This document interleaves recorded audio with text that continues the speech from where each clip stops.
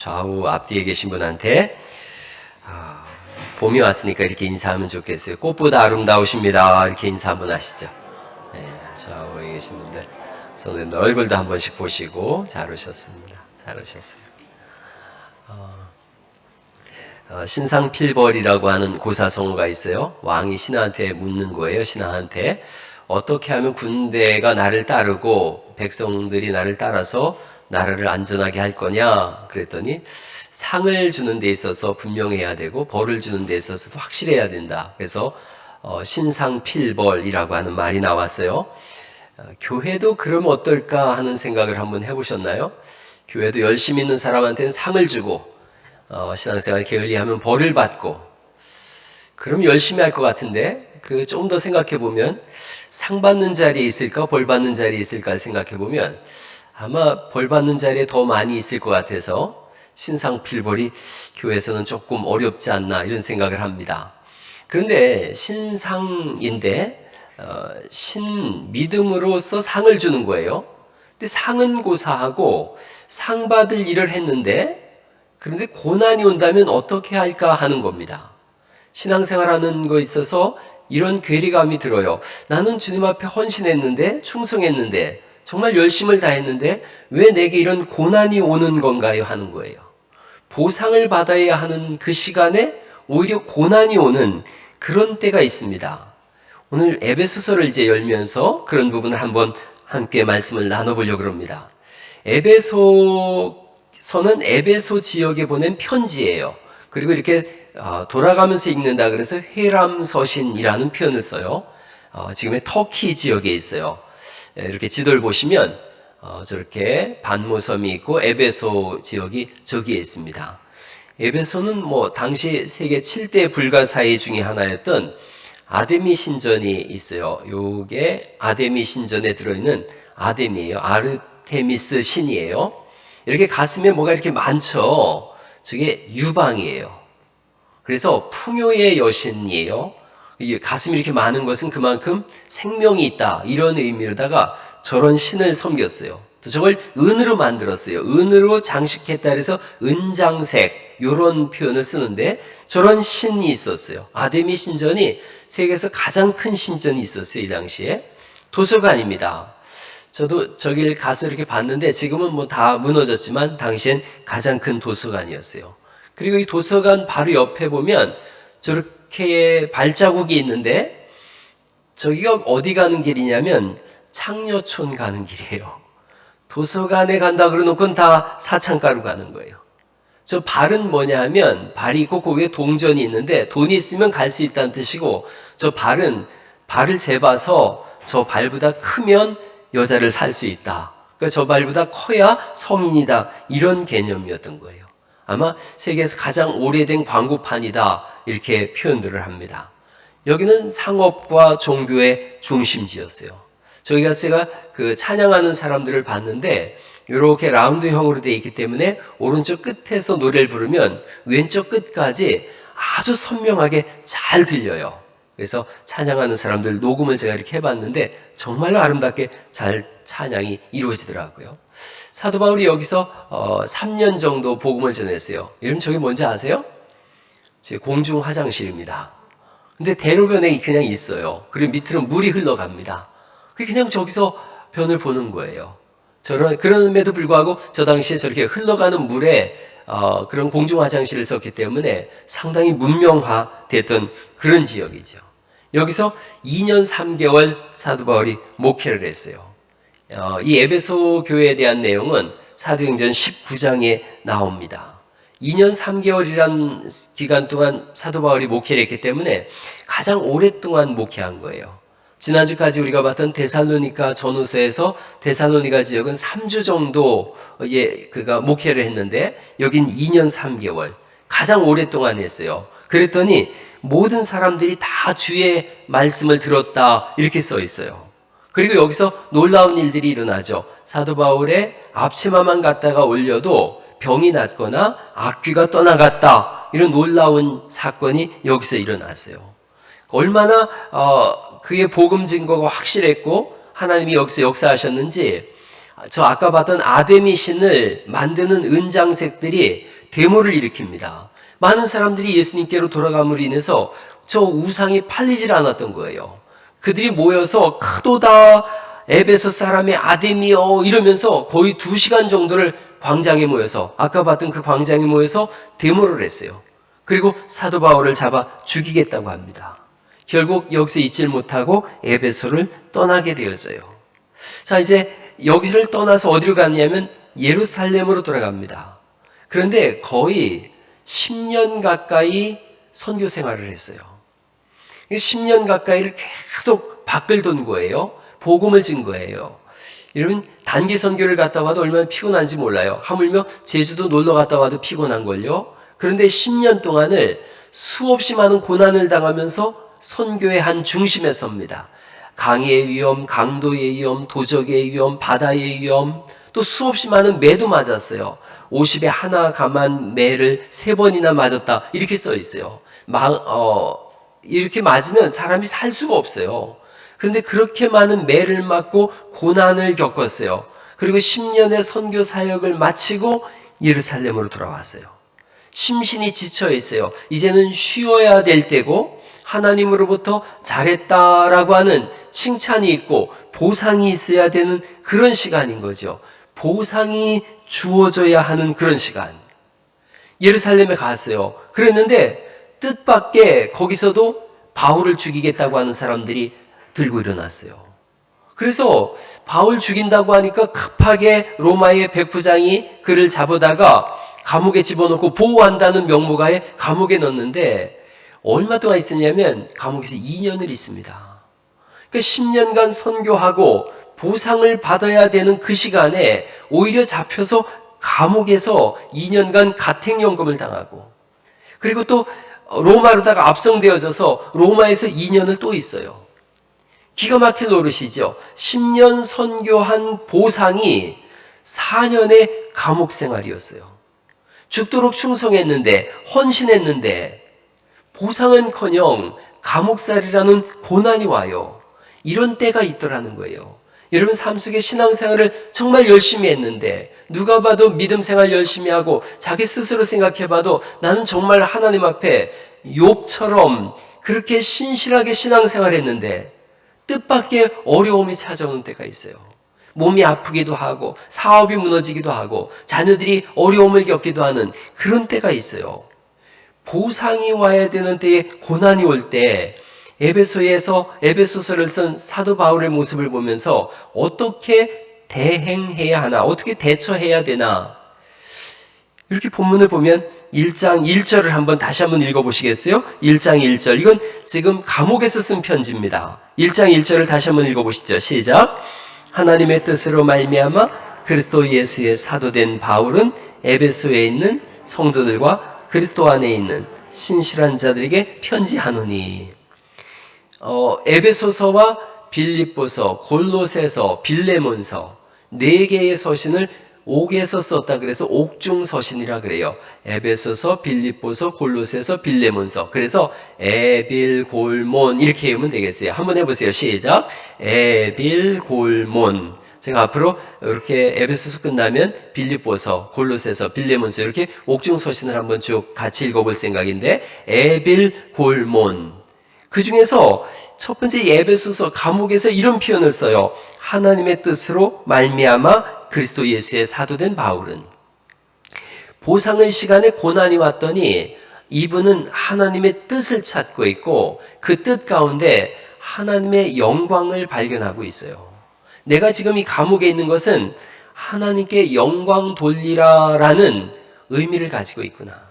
그래서 보상이 고난으로 온다면 오히려 하나님께 영광을 돌리는 시간이구나. 역설적이지만 이렇게 표현하고 있어요. 분명해요. 고난이 왔더니 하나님께 영광 돌리라고 하는 그런 시간이구나 하는 거예요. 하나님의 뜻으로 사도가 됐다 그랬거든요. 사도라는 말씀은 사명을 받았다 이런 뜻입니다. 사명을 받은 사람은 당연히 고난이 오죠. 심부름 끊인 걸요. 어려움이 오는 거예요. 여러분, 바울이 에베소를 떠나기 전에 사람들을 모아요. 두루에 모아서 장로님들을 모아고 내가 이제 예루살렘으로 갈 겁니다. 교회를 잘 지키세요. 그랬더니 그 중에 아가보라고 하는 선지자가 사도 바울의 띠를 가져다가 자기 몸을 막 묶는 거예요. 수족을 묶으면서 이렇게 얘기를 해요. 성령님께서 내게 말씀하시기를 예루살렘에서 유대인들이 이같이 이 띠 임자를 결박해서 이방인 손에 넘겨주리라. 그러니까 성령님이 예언자를 통해서 말씀하신 거예요. 사도 바울의 띠를 갖다 자기 손을 묶으면서 이 띠 임자를 묶어서 이방인, 즉 로마에 넘겨줄 거다. 그러니까 사람들이 가지 말라 그러죠. 거기 가면 또 다른 선지자가 얘기해요. 결박과 환란이 기다린다. 이렇게 얘기하는 거예요. 가지 말라 그러는 거예요. 막 우는 거예요. 여러분, 제가 선교사를 간다 그럴 때 여러분이 만약에 하나님이 내게 꿈을 주셨는데 가면 죽는다고 합니다. 가지 마세요. 어떻게 하겠어요? 그런 상황인 거예요. 그런데 이 상황 속에서 바울이 자신이 누구를 위해서 사는지를 분명히 합니다. 사도행전 21장 3절에 있는 말씀인데 너희가 어찌하여 울어 내 마음을 상하게 하느냐. 나는 주 예수의 이름을 위하여. 그 다음 같이 읽어보시겠어요? 시작. 결박당할 뿐 아니라 예루살렘에서 죽을 것도 각오하였노라. 이렇게 말씀하고 있어요. 20장 24절에 왜 그렇게 하는가? 나는 주 예수께 받은 사명이 있기 때문이다. 이 땅에 의미 없이 사는 사람은 없어요. 그리고 이 땅에 의미 없이 보내진 사람은 없어요. 하나님 우리를 사명적 존재로 이 땅에 보내신 줄 믿습니다. 그래서 사명을 가지고 살기 때문에 보상의 시간에 고난이 올 수 있는 거예요. 리빙스턴이 아프리카에 선교사로 나갔어요. 아프리카 선교의 개척자예요. 30년간 선교 사역을 했는데 그럼 어떤 보상이 있어야 되는데 그 결정적 시간에 사자한테 물려서 거의 죽게 생각되어졌어요. 큰 부상을 입어요. 사람들이 걱정했더니 다 죽을 거라고 생각했는데 그가 이런 말을 합니다. 사명자는 그 사명을 이루기까지 죽지 않는다. 그 고백처럼 그는 살아났어요. 사명을 받은 사람은 사명을 위해서 살아요. 언제까지 사는가? 죽는 날까지 살아요. 우리를 보내신 하나님은 우리에게 사명을 주셨어요. 하나님의 뜻이 있어요. 그 사명이 뭐냐? 1장 4절에 보니까 우리를 이렇게 말씀하세요. 1장 4절 말씀 또 읽어보죠. 시작. 곧 창세전에 그리스도 안에서 우리를 택하사 이렇게 말씀하세요. 우리를 택하셨대요. 우리에게 택하셨고 5절이죠. 5절 또 읽어보죠. 시작. 그 기쁘신 뜻대로 우리를 예정하셨어요. 예정하시고 아들들이 되게 하셨어요. 태어나기도 전에 자녀 삼으신 거예요. 그리고 사랑 안에서 우리를 택하셨다 이렇게 말씀하세요. 그러니까 하나님은 흙덩이 가지고 이렇게 쭈물쭈물 하다가 뭐 하나 만들어 볼까? 이래서 만든 게 아니에요. 사랑하시기에 만드셨고 사랑하셨기에 택하셨다는 거죠. 그렇게 자녀 삼으시고 1장 6절에 자녀 삼은 목적, 우리가 살아가야 되는 사명, 하나님의 뜻이 6절에 나옵니다. 6절을 한번 더 읽어볼까요? 시작. 이는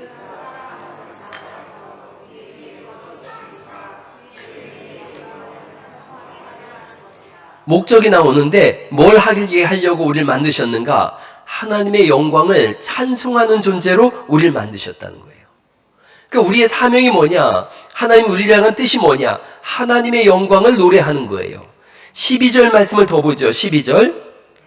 이는 우리가 그리스도 안에서 전부터 바라던 그의 영광의 찬송이 되게 하려 하심이라. 그 안에서 너희도 진리의 말씀 곧 너희의 구원의 복음을 듣고 그 안에서 또한 믿어 약속의 성령으로 인치심을 받았으니 14절 말씀 또 읽어보죠. 시작. 이는 우리 기업의 보증이 되사 그 얻으신 것을 속량하시고 그의 영광을 찬송하게 하려 하심이라.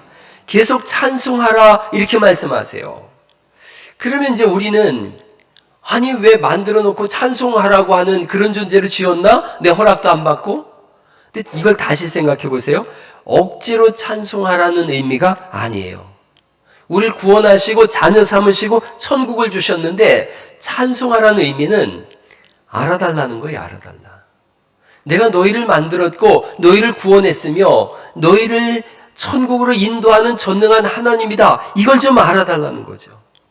그래서 이사야서 42장 8절에는 이렇게 써 있어요. 나는 여호와니 이는 내 이름이라. 나는 내 영광을 다른 자에게 내 찬송을 우상에게 주지 아니하리라.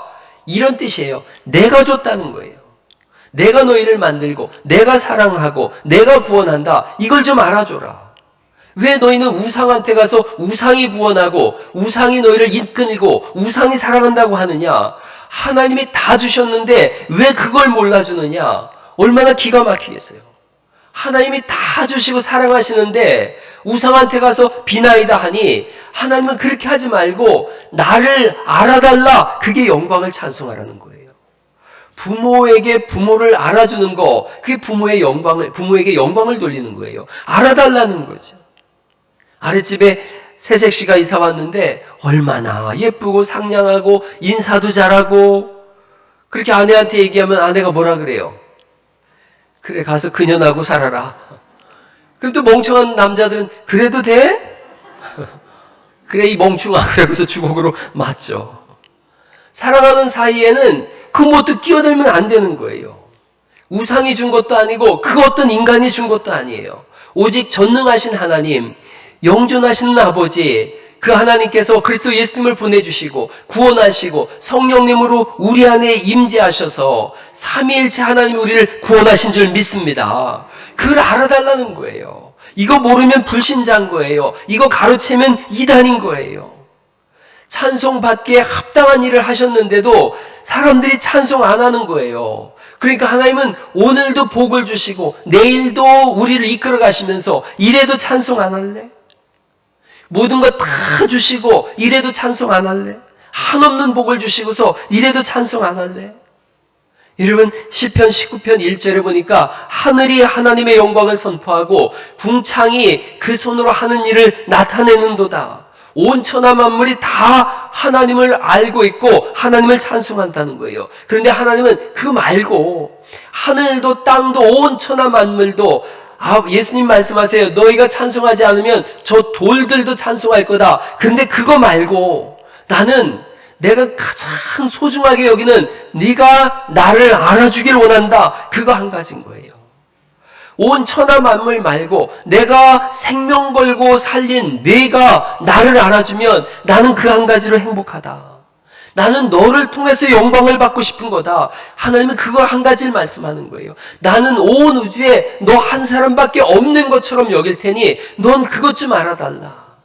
하늘이 나를 노래하는 거 그만해도 좋아. 그러나 네가 나를 찬송하지 않는다면 나는 영광받지 않을 거다. 그게 하나님 우리에게 영광을 요구하는, 찬송을 요구하는 이유가 그거예요.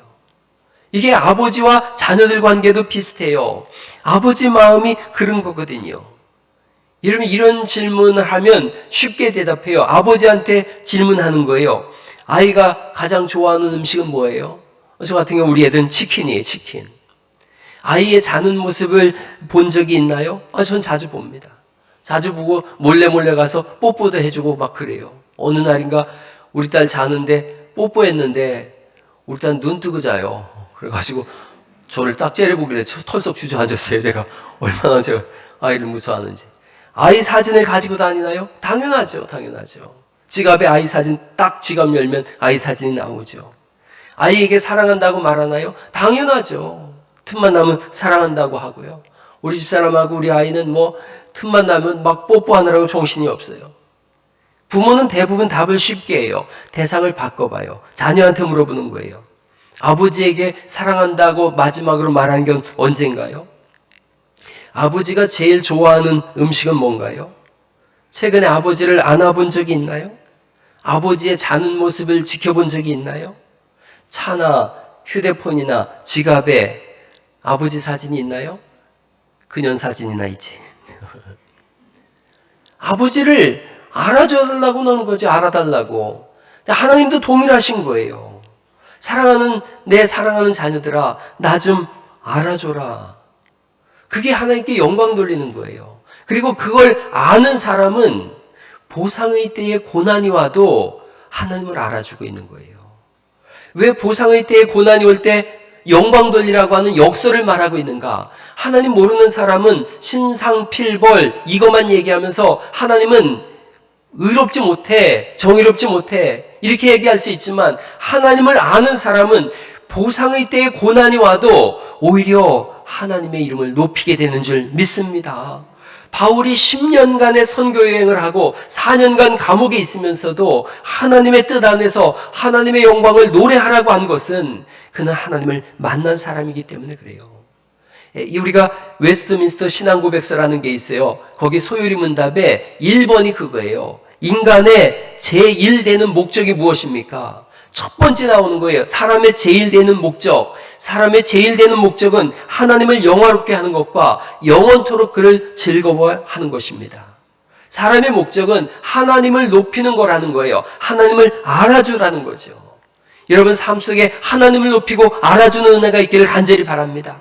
보상이 주어져야 하는 그 시간에 고난이 오더라도 멈추지 마세요. 여러분 보상을 받아야 할 시간에 고난이 오는 경우가 있어요. 그런데 그때야말로 진짜 하나님께 영광 돌려야 되는 시간인 줄 믿습니다. 보상 받아야 할 시간에 그 보상받고 감사하는 건 누구나 할 수 있는 일인 거죠. 그런데 보상받을 시간에 고난을 받고 감사와 영광을 돌리는 것은 하나님을 아는 신앙인만이 할 수 있는 것이니 바로 그 시간에 참 신앙을 드러내는 은혜가 있기를 간절히 바랍니다. 보상이 이루어지지 않을 때가 있어요. 영광을 돌리라. 두 번째로 보상이 고난으로 온다면 마지막을 바라보라는 거예요. 마지막을 바라봐라. 삶의 마지막을 바라보세요. 1장 17절 말씀부터 한번 이 마지막이 이렇게 기록되어지는데 1장 17절부터 23절까지가 하나님이 우리에게 어떻게 해주시려고 하는지가 나오고 있어요. 조금 길지만 다 읽어보려고 그래요. 저하고 한 절씩 17절부터 23절까지 이 말씀을 깊이 생각하면서 한 절씩 교대로 읽어봅니다.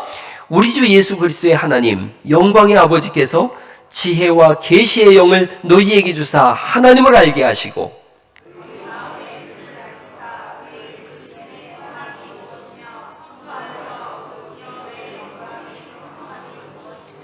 그의 힘의 위력으로 역사하심을 따라 믿는 우리에게 베푸신 능력의 지극히 크심이 어떠한 것을 너희로 알게 하시기를 구하노라.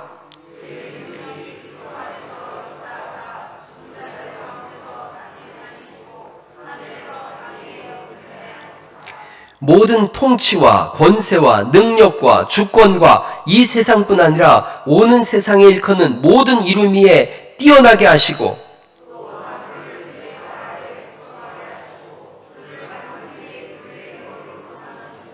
같이 읽어봐요. 교회는 그의 몸이니 만물 안에서 만물을 충만하게 하시는 이의 충만함이니라. 이렇게 읽어서 어려울 수 있지만 쉬운 말씀이에요. 우리에게 교회를 주셨고 이 에베소서는 교회를 나와요. 교회를 주시고 교회 안에서 모든 충만한 것을 다 허락하시겠다는 거예요. 모든 좋은 것을 다 주시겠다. 그래서 여기 나온 단어들이 소망, 영광의 풍성, 힘의 위력, 능력의 지극히 크심, 그 모든 것들을 교회 안에서 우리에게 주시겠다는 거예요. 하나님이 준비한 그 끝을 바라보고 고난의 때를 이겨가라 이렇게 말씀하세요.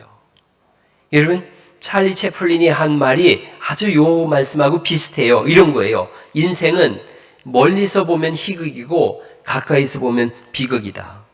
저는 이걸 이렇게 해석했어요. 멀리서 보면 다 행복하고 아름다워 보여요. 그러나 가까이 보면 고뇌와 아픔이 그 속에 있거든요.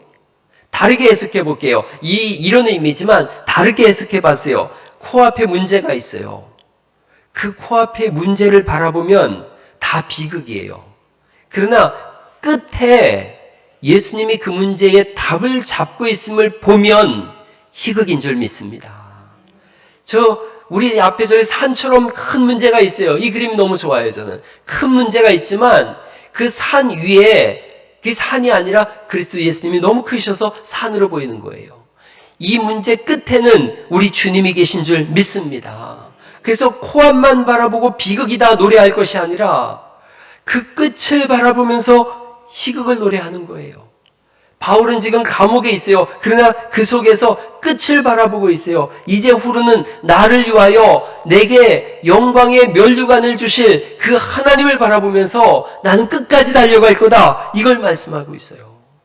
여러분 삶 속에 때로는 고난의 문제가 장벽처럼 가로막힐 때가 있고 내 힘으로 도저히 열릴 것 같지 않은 그런 문제가 있을지라도 그 끝에는 열쇠를 쥐고 계신 예수님이 계심을 믿으시기 바랍니다.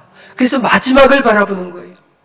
찬송 중에 그런 찬송이 있는데 오늘 같이 한번 불러봤으면 좋겠어요. 우리가 걷는 이 길은 보기에 좁고 험해요. 찾는 이 적어요. 외로워요. 그러나 이 길 끝에는 우리 주님이 계셔서 우리를 그 품에 안아주시는 줄 믿습니다. 이 길을 걷는 자마다 영원히 주와 함께 살 거라고 우리가 노래하는데 이 노래처럼 고난의 끝에 계신 주님을 높이고 승리로 살아가는 은혜가 있기를 간절히 바랍니다. 이 히브리서 11장에 보니까 믿음으로 모세는 장성했어요. 그런데 바로의 공주의 아들이라 칭함을 거절했다. 하나님의 백성으로 고난받기를 잠시 죄악의 낙을 누리는 것보다 더 기뻐했다. 왜냐하면 상 주시는 이를 바라보았기 때문이다. 이렇게 말씀하고 있어요. 하나님을 바라보고 있는 거예요. 이 땅에서 보상이 이루어지지 않는 경우도 허다해요. 그러나 이 땅에서 이루어지지 않으면 영원한 천국에서 이루어질 것이며 그리고 그 문제의 끝은 항상 예수님이 붙잡고 계심을 믿으실 수 있기를 간절히 바랍니다. 에스더서를 보니까 BC 485년에 이스라엘이 페르시아 포로로 끌려가요.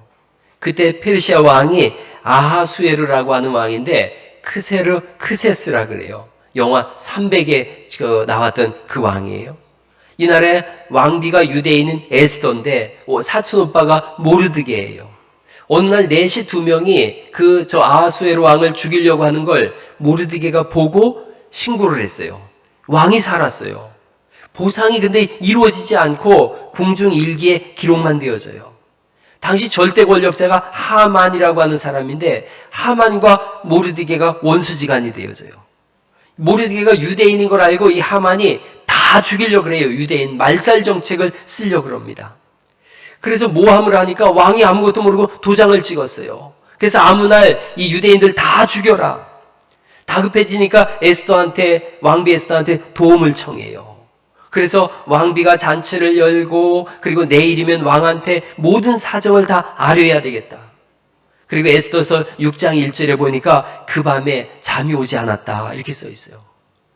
내일이면 왕이 받아들이면 내 동족이 살 것이고 받아들이지 않으면 다 죽는 그 전날 밤에 아무도 잠을 이루지 못하는 거예요. 에스더도 잠을 못 자고 모르드게도 잠을 못 자요. 그리고 이를 죽이겠다고 사탄처럼 웃음을 치는 하만도 너무 좋아서 잠을 안 자는 거예요. 그런데 여러분 이 밤에 왕도 잠이 오지 않았다 그렇게 돼 있어요. 여러분 잠 못 이루는 밤이 있어요. 직장의 문제나 가정의 문제, 자녀의 문제, 질병의 문제. 인생은 문제 없는 인생이 없어요. 누구나 다 인생에 문제를 가지고 있어요. 그걸로 인해서 엎치락 뒤치락 잠 이루지 못하는 밤, 환난과 고통으로 가득해서 잠 이루지 못하는 밤이 있어요. 모르드게, 에스더, 하만, 아하수에로 다 잠이 오지 않았어요. 잠이 안 오니까 왕이 신하를 불러서 이 궁에 역대기를 가져와서 한번 읽어봐라. 역대기 읽어줬는데 모르드게가 자기를 살린 내용이 나와요. 그때 왕이 물어요. 모르드게가 나를 살렸어? 보상이 이루어졌느냐?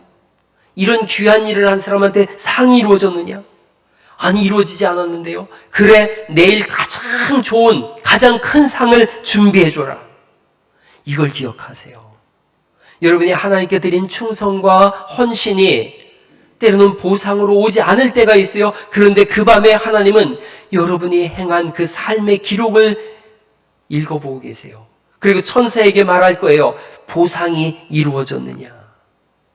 보상이 늦어졌다 그래서 거절된 것이 아니에요. 에스더는 그날 밤에 큰 고통의 밤이었을 거예요. 하나만은 깨어서 징그러운 미소를 짓고 있을 거예요. 그러나 왕은 깨어나서 보상이 이루어졌느냐? 이걸 묻고 있어요. 시편 30편 5절에 저녁에는 울음이 기숙할지라도 아침에는 기쁨이 오리로다. 왕이 보상이 이루어졌느냐고 묻듯이 하나님은 묻는 거예요. 보상이 이루어졌느냐? 여러분 모세가 120살에 느보산에서 죽었어요. 끝난 줄 알았어요. 120년 동안 쭉 일만 하고 끝나버렸네. 보상이 이루어지지 않은 줄 알았어요. 그러나 누가복음 9장에 보니까 변화하신 예수님과 변화산에서 엘리야와 모세와 더불어 예수님의 십자가 사건을 논의하고 있어요. 천국의 가장 중요한 그 사건의 중심에 서서 모세가 논의하고 있더라고요. 영원히 죽지 않고 예수님과 십자가 사건을 논의하는, 그래서 성경은 보상은 반드시 이루어진다, 주어진다 말씀하시는 줄 믿습니다. 이제 말씀을 정리해 보려고 그래요. 주를 위한 헌신에는 보상이 주어지지 않을 때가 있어요. 그때가 하나님께 영광을 돌릴 때고, 그때가 마지막을 바라볼 때예요. 신앙은 적금을 넣는 거하고 비슷해요. 고난이 때가 오면 그때 영광 돌리지, 고난이 때가 오면 그때 마지막을 바라보지, 그렇게 잘 안 돼요. 지속적인 기도, 찬송, 예배, 경건 훈련, 이런 것들이 저금처럼 쌓여야 고난이 때가 올 때 이 사건을 감당할 수 있어요. 벼락치기 공부가 아니에요, 신앙은. 그래서 오늘부터 하나님 영광을 위해서 사시고 마지막을 바라보며 준비하며 살 수 있기를 간절히 바랍니다. 그렇게 준비됐을 때 고난이 오면 이것이 몸에 반응하게 되어지는 거예요. 사라 아담스라고 하는 분이 유명한 영국의 연극 배우예요. 사람들의 시선을 집중시키면서 배우로 활동하다가 큰 병을 얻었어요. 병상에 누워서 절망과 고통 속에 있었어요. 하나님, 나는 주를 위한 헌신된 삶을 살았는데 왜 이런 일이 일어나요? 그러다 창세기 28장을 읽었는데 야곱이 집을 떠나서 광야에서 잠을 자는 광경이에요. 두려운 밤이에요. 잠 못 이루는 밤, 뒤척이는 밤에 하늘에서 사닥다리가 내려오더니 땅에서 하늘까지 이어지고 천사가 오르락 내리락 해요. 그때가 깨달았어요. 그 고통의 시간에도 하나님이 야곱과 함께 하셨구나. 내가 지금 이 고통의 시간인데도 하나님이 나와 함께 하시는구나. 여기서 그분이 가사를 바로 적어내렸어요. 그래서 시를 썼어요. 이 시를 작곡자 메이슨한테 줬더니 그분도 이 시를 보고 바로 작곡을 했어요. 이렇게 고백했어요. 이 곡은 하늘로부터 나의 가슴 속으로 파고 들어왔노라. 이렇게 불려진 찬송가가 타이타닉이라는 영화에서 배가 가라앉을 때 사람들 앞에서 연주되어졌던 찬송이에요. 찬송가 338장입니다. 내 주를 가까이 하게 함은 십자가 짐 같은 고생이나 내 일생 소원은 늘 찬송하면서 주께 더 나가기 원합니다. 십자가 짐 같은 고생이 있어요. 돌베개 베고 잠 같은 불면의 밤이 있어요. 천성으로 가는 길이 험난할 수 있어요. 그러나 우린 노래하는 거예요. 내 일생 소원은 늘 찬송하면서 주께 더 나가기 원합니다. 오직 하나님께 영광입니다. 오늘 이 말씀을 마지막으로 이렇게 결론 내려요. 보상이 고난으로 온다면 그때야말로 하나님께 영광 돌릴 때고 마지막을 바라보고 승리하는 은혜가 있기를 예수님 이름으로 축원합니다.